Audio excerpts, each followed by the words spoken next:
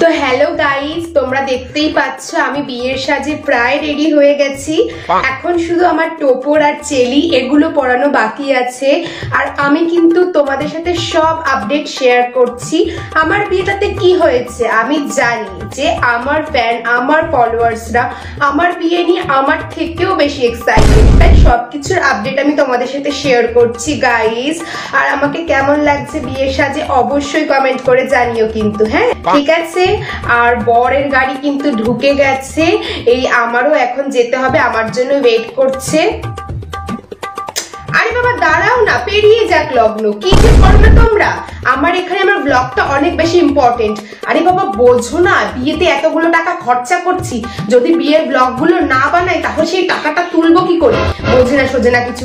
যাও তো এখান থেকে, তুমি, আমি যাচ্ছি। হ্যাঁ এই পার্টটা এডিট করে বাদ দিতে হবে। যাই হোক গাইস, তো তোমরা কিন্তু অবশ্যই আমাকে জানিও যে আমাকে বিয়ের সাজে কেমন লাগছে।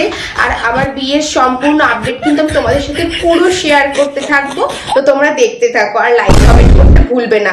আমার লগ্ন প্রায় পেরিয়ে যাচ্ছে, এবার আমাকে যেতে হবে গাইস। ঠিক আছে, টাটা।